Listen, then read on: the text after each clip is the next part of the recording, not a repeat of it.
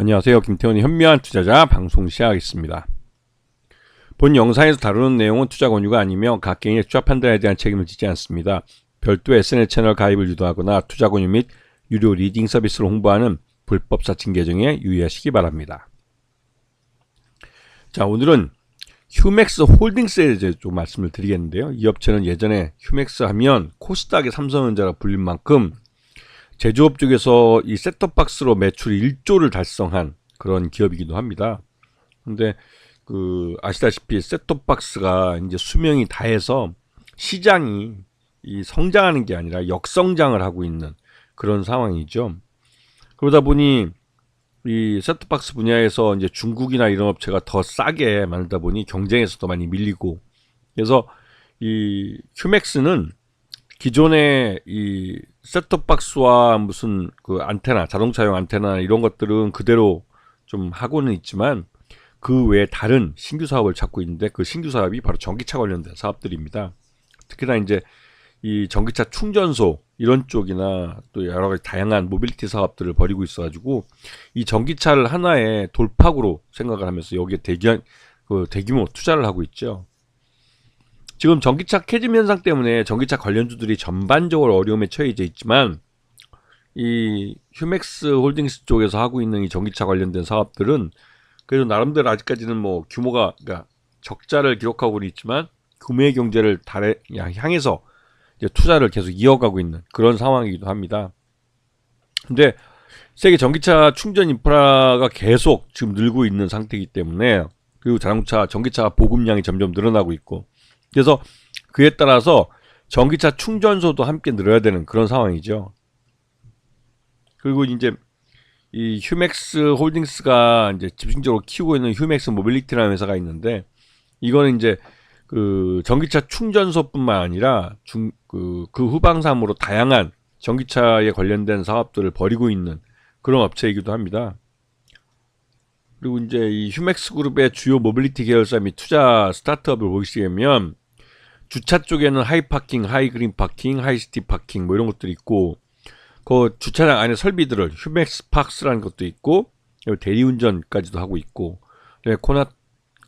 코나투스 택시 관련된 것도 있고, 카쉐어링 사업도 하고 있습니다. 그러면서 이제 가장 많이 투자하고 있는 게 전기차 충전이죠. 휴맥스 EV나 이지 차저, 제주전기 자동차 서비스 이런 쪽을 이제 갖고 있으면서 이 업체들을 통해서 전기차 충전 사업을 벌이고 있습니다. 그리고 휴맥스 충전 모빌리티 사업 분야에서 인수 및 지분 투자하는 거 보면, 뭐 대형 채비니 이지차전이 인수한 회사 PSN이라고 이 회사도 이제 차진이라는 데서 전기차 충전 관련해서 인수를 했고, 모빌리티 쪽에서 하이파킹이나 AJ파크 이런 것도 다 인수를 했죠. 그리고 휴맥스 쪽에서 보면 다양한 회사들이 자회사로 있습니다. 특히 모빌리티 쪽에 이렇게 많은 사업들을 갖고 있는데요. 그리고 최근 들어서 이 전기차 보조금에 대해서 이제 급속 충전기 중심으로 이제 이 보조금이 나가는 걸로 바뀌고 있고, 제도가. 그다음에 휴맥스 홀딩스는 자회사 휴맥스 EV를 통해서 미국 모비우스 에너지하고 전략 제휴를 맺었는데, 이 모비우스 에너지가 테슬라 충전 방식의 슈퍼차저 기술을 갖고 있습니다. 그래서 이와 관련된 기술을 이미 휴맥스 홀딩스가 갖고 있는 걸로 평가되고 있죠. 그리고 이제 전기차 급속 충전기도 이제 보급을 늘리기로 했는데, 이게 이번에 이제 송도 벤츠가 전기차가 이제 화재가 일으키면서 전기차 과충전 방지 장치로 교체해야 하는 수요가 발생합니다. 그 수요 때문에 수혜를 많이 얻을 수 있었고요.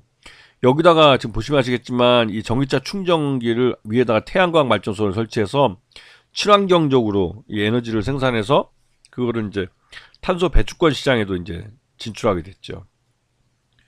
그리고 투르차저 같은 경우 전기차 충전소에서 이게 뭐 태양광을 통해서 발전한 전기를 지금 바로 자동차한테 이렇게 공급해 주기 때문에 이쪽은 굉장히 성장 가능성이 높은 산업이라고 볼 수 있습니다. 그리고 휴맥스가 이제 가정용 EV 충전기를 전 세계에 이제 셋톱박스 만드는 판매망에 얹어서 같이 팔고 있고요. 이쪽에서 이제 이 가정용 EV 충전기가 잘 팔리면서 상업용 EV 충전기도 따라서 이제 시장에 진출할 예정입니다.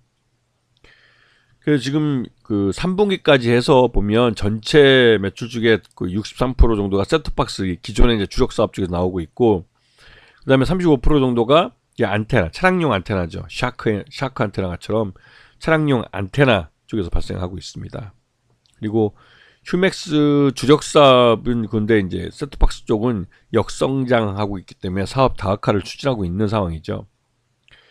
그래서 전체 지금 그 3분기까지의 매출을 보면 기본적으로 게이트웨이나 차량용 안테나 이쪽이 주력인 걸 알 수가 있습니다.